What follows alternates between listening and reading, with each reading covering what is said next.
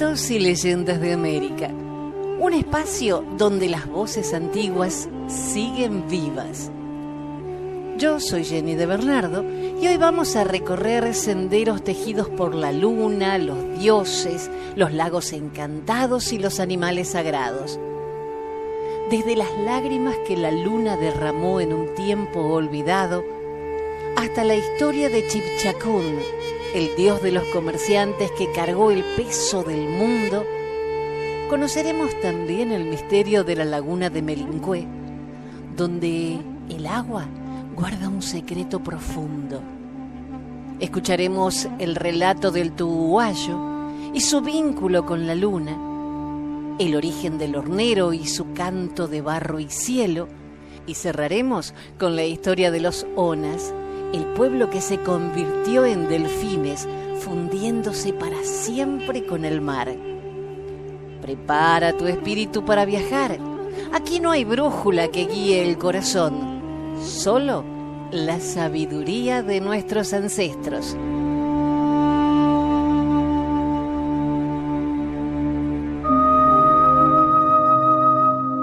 Cuenta una antigua leyenda mapuche que la luna, Cuyén, y el sol, Antú, se casaron muy enamorados un día de otoño ante la presencia de Ngeneyén, Dios. Cuyén tenía un carácter suave y un corazón tierno y atendía las necesidades de las mujeres y los niños. En cambio, Antú tenía un corazón bravo y valiente y se preocupaba por todos los hombres. Todo iba muy bien. Pasaban sus días recorriendo el cielo, cuidando de todos los mapuches. Pero con el paso del tiempo, comenzaron a tener discusiones y diferencias que finalmente los llevaron a separarse para siempre. Desde ese momento comenzaron a recorrer solos el cielo. Antú comenzó a salir de día y Cuyén comenzó a salir de noche. Cierto día, cuando Antú estaba calentando la tierra, fijó su mirada sobre una hermosa mujer, enamorándose perdidamente de ella. La llevó al cielo y le puso el nombre de astro dorado, Colipal, que nosotros conocemos como lucero. Una noche en la que Cuyén salió a recorrer los cielos más temprano, lo sorprendió besándose muy enamorados, y sin poder contener su llanto, lloró tanto que sus lágrimas llegaron hasta el Mapu, hasta la tierra. Cuenta la leyenda que así fue como se formaron los hermosos lagos del sur. Y fue al ver la belleza de lo que había creado que Cuyén, la luna, volvió a sonreír.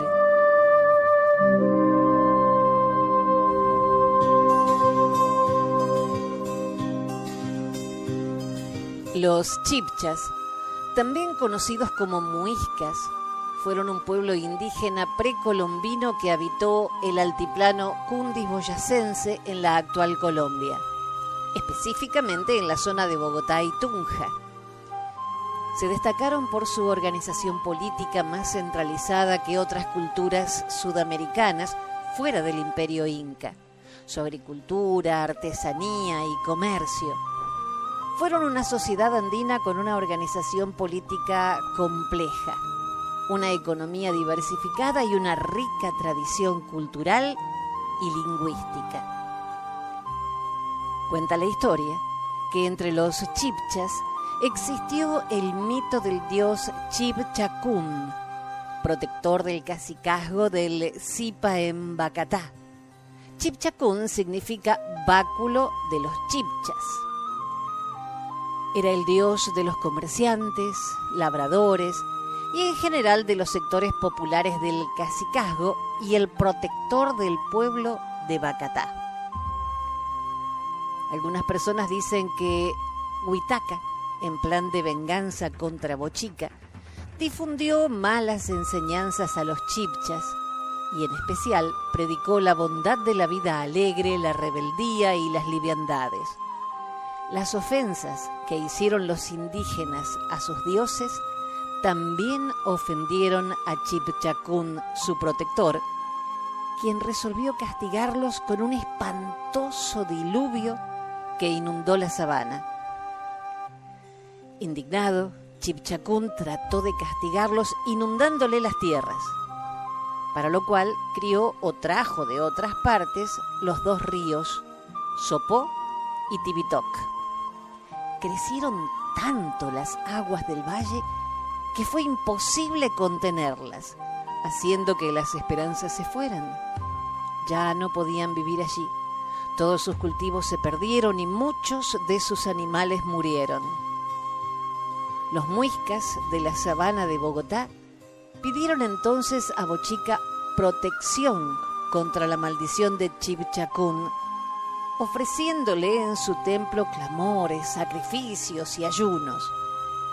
Bochica resolvió ayudarles y por ello, una tarde, adorando el sol en el aire, se escuchó un ruido en Bacatá y se hizo un arco gigante natural, en cuya columna se apareció el demonio en figura de hombre representando a Bochica con una vara de oro en la mano. Llamó a gritos desde allí a los caciques principales del lugar para que acudieran con rapidez con todos sus súbditos. Les dijo desde lo alto: he oído sus ruegos y condolido de ellos y de la razón que tienen en las quejas que dan de Chipchacún, me ha parecido venir a darles favor en reconocerme. Me doy por satisfecho en lo bien que me sirven y apuraré en remediar la necesidad en la que están. Tanto toca mi providencia y así, aunque no calmaré los dos ríos, porque en algún momento de sequedad los habrán de necesitar, abriré una sierra por donde salgan las aguas y queden libres sus tierras. Bochica arrojó la vara de oro hacia el Tequendama y abrió las piedras por donde ahora pasa el río y forma el salto del Tequendama. Así se desinundaron las tierras de la sabana de Bogotá y pudieron sembrar de nuevo. Chipchacún recibió castigo del dios Bochica, quien se indignó con el modo de proceder del protector del cacicazgo de los Zipas. Chipchacún fue condenado eternamente a cargar la tierra sobre sus hombros, la cual se encontraba antes sustentada por 4 guayacanes. Los muiscas creían que todos los movimientos sísmicos de la tierra, tanto los terremotos, se debían al dios Chipchacún, quien cuando se cansaba de llevar la tierra en un hombro, la pasaba al otro. Por ello Chipchacún era considerado como el dios de los terremotos y además el protector de los mercaderes y de los campesinos, quienes le hacían ofrendas en oro. El mito de Chipchacún presenta algunas semejanzas con el mito griego de Atlas, el gigante hijo de Cimene y Japeto, quien tomó parte en la guerra de los gigantes contra los dioses. Los gigantes fueron vencidos, recibiendo por ello los castigos de Zeus, quien condenó al gigante Atlas a sostener la bóveda celeste sobre sus hombros. Por ello, al dios protector de Bacatá también se le llama el Atlas Chibcha.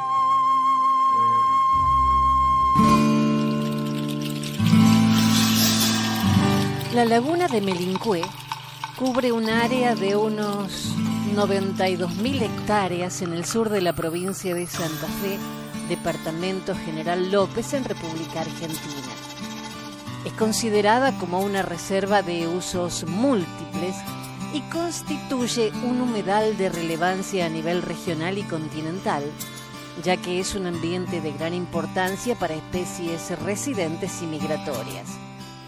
El lago forma parte de un ecosistema de humedal con grandes poblaciones de patos y otras aves protegidas como una reserva natural. En épocas de sequía la laguna se vuelve salina. Y esta es su leyenda.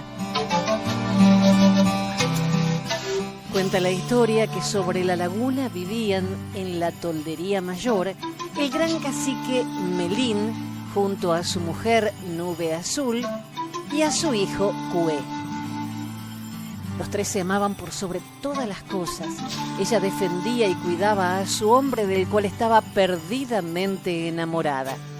Tanto lo amaba que cuando él salía de excursiones, ella no hablaba con nadie hasta que regresara, y que durante todo ese tiempo sus ojos derramaban lágrimas que ella decía que solo eran de dolor y de amor.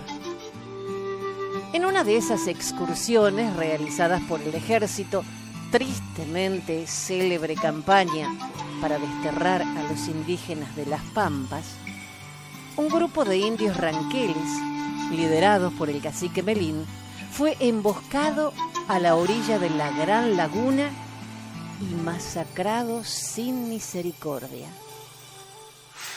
A la matanza solo sobrevivió su esposa, quien huyó en su caballo, un tordillo brioso e inteligente que la llevó malherida hasta una de las islas de la laguna. Allí la mujer, aterida de dolor y furiosa por la muerte de su hombre y de su hijo Cué, maldijo a los blancos antes de morir. En su agonía, y llamando al lugar Melincué por su hombre y su hijo, le deseó al pueblo que las aguas de la laguna crecieran y que de a poco fueran tapando con sus olas todo el lugar. Y el agua creció tanto que anegó campos y llegó al pueblo y se apoderó de él durante varios años, haciendo que sus moradores vivieran en un continuo estado de alerta. El ejido quedó bajo las aguas.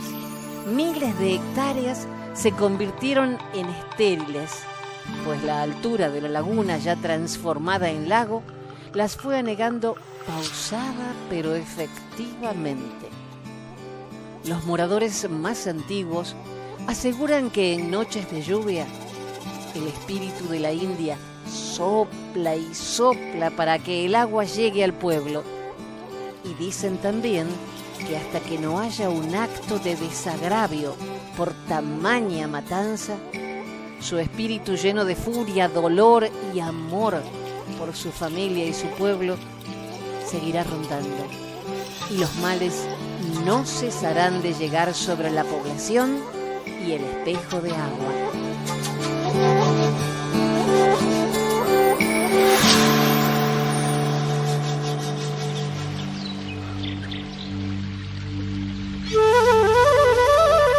La leyenda del Tuhuayo, o Chotacabras, o Bujío y la Luna es un relato que proviene de los pueblos indígenas Huitoto que se ubican en los países de Perú y Colombia.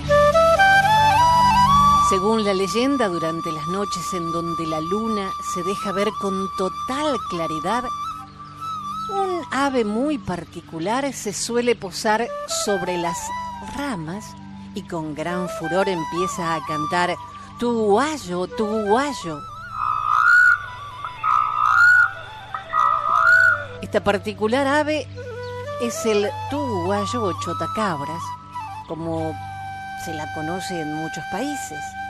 Esta ave canta ese particular sonido a la luna porque intenta desesperadamente llamar su atención, ya que la luna es su padre.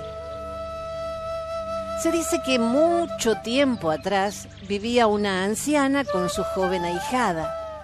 Durante las noches, la anciana empezó a notar cómo por la ventana de su vivienda se colaba una fuerte y brillante luz hacia el cuarto de la ahijada. Ante la curiosidad, la anciana vigiló el cuarto y vio cómo la luz se transformaba en un apuesto joven.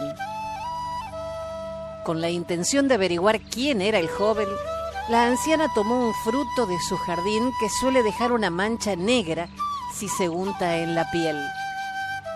Se escondió hasta que apareció el joven y se lo untó en el rostro antes que desapareciese. Al día siguiente buscó por todo el pueblo a la persona con la cara manchada de negro, ya que creía que se trataba de un joven que con el uso de magia se colaba en la habitación, pero no pudo encontrarlo. Cuando llegó la noche, tanto la anciana como todo el pueblo quedaron asombrados de ver cómo sobre la luna empezaron a aparecer manchas oscuras. Entonces comprendió que aquel apuesto joven era la luna. Es por ello que el chotacabras, el cual habría nacido de la relación de la luna y la ahijada de la anciana, le canta fervorosamente soy tu fruto, que es lo que tuhuayo significa en la lengua de las comunidades indígenas Huitoto. Y también es por ello que a partir de entonces la luna tiene manchas oscuras sobre sí misma.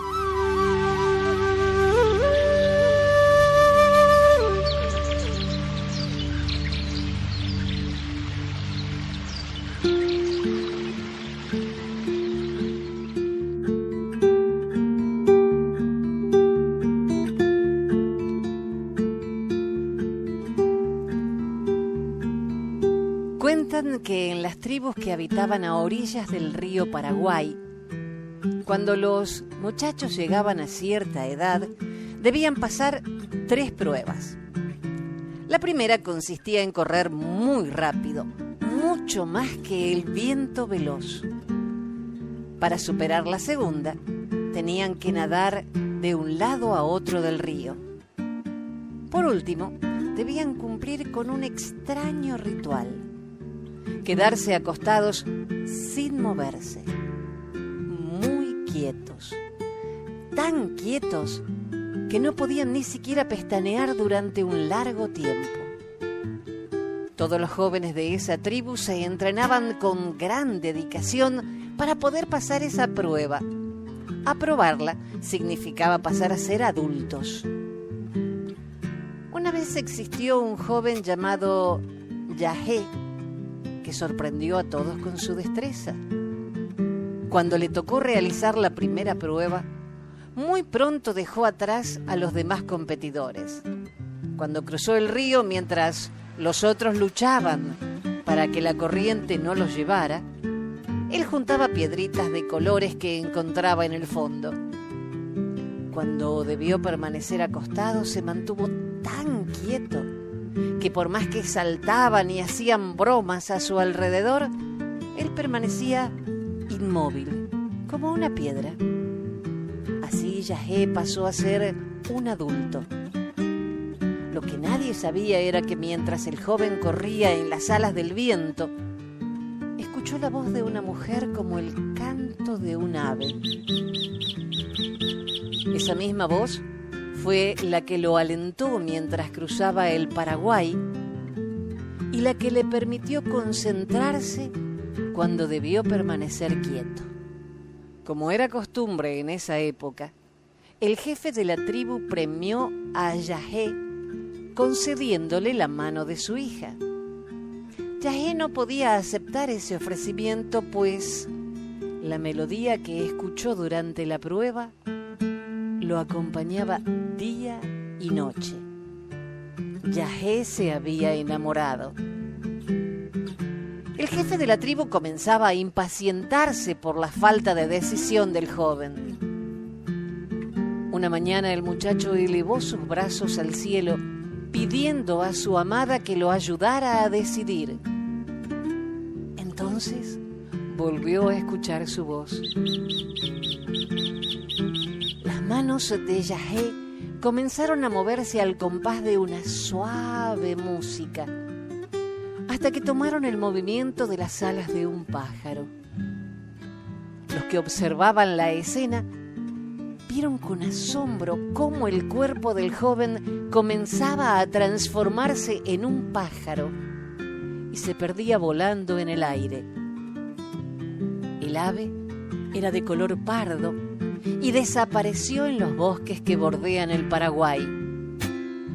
Buscó entre los árboles a su amada, pero no la encontró. Construyó una casita de barro para resguardarse de los rayos, los vientos y las lluvias. Por fin, una mañana, la dulce cantora se posó en su nido y desde entonces es su compañera.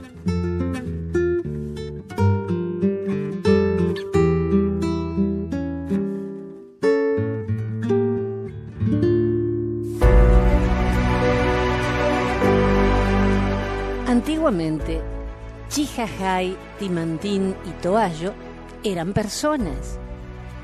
Un día se reunieron, conversaron y tomaron un acuerdo para construir sus casas en cooperación. Entonces comenzaron con la casa de Chihahai. Trabajaron arduo y la casa estaba acabada. Continuaron construyendo la casa de Timantín. La obra estaba en la mitad, pero se cansaron. Nos hemos cansado, tomemos masato y continuemos, se dijeron. El masato es una bebida elaborada a base de yuca, arroz, maíz, avena o piña. Y su preparación consiste en dejarlo fermentar en una olla con agua por un tiempo aproximado de 8 días, hasta que la mezcla empieza a generar espuma. Es una bebida alcohólica.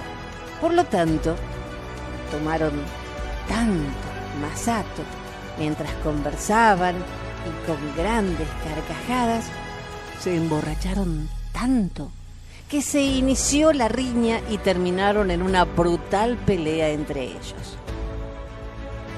Al día siguiente, de vergüenza, no habían trabajado. Entonces Etza, el señor de los animales terrestres, apareció y conjuró. Iniciaron trabajando en cooperación, pero se pelearon, se enemistaron y así se quedará para siempre. En ese acto se transformaron en pájaros. Por conjuro de Etza, Chihahai tiene el nido acabado en forma de globo, el nido de Timantín a medias, sin acabar, y Toallo se quedó sin nido. Por eso siempre se echa en el suelo.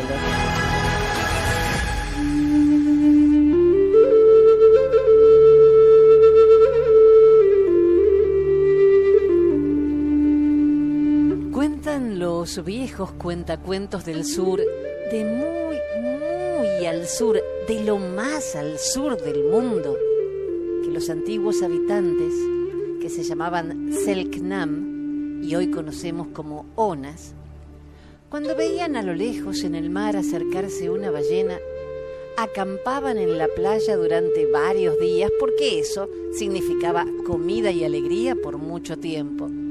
Y entonces, para calentarse, prendían un lindo fuego. Pero aquella vez no se trataba de una ballena, sino de un barco. Eran los españoles que estaban cumpliendo la hazaña de dar la vuelta al mundo por primera vez. Y mirando la costa, no dudaron al poner el nombre a la nueva tierra, Tierra del Fuego. Desde la costa, una familia ona decidió acercarse a los visitantes en canoa a darles la bienvenida. ¡Atrápenlos!, rugió el capitán del barco. Servirán para diversión de los reyes en la corte. Y así la familia ona fue hecha prisionera. Pero no todos en el barco estaban felices con esto. Y en medio de una feroz tempestad, un grumete llamado Miguel los ayudó a escapar. Y mientras los españoles temblaban de miedo porque creían haber llegado al fin del mundo, los onas se arrojaron al mar para llegar nadando hasta sus playas. Preferimos nadar antes que ser esclavos. Pero el mar es inmenso, y por más que nadaran muy bien, nunca llegarían. Así que algo pasó, algo fantástico, algo increíble. Los onas se transformaron en delfines, sí, Así nacieron los primeros delfines. Nadan como peces, pero respiran y piensan como personas. Y como los onas, viven y crecen juntos, ayudándose en una gran comunidad.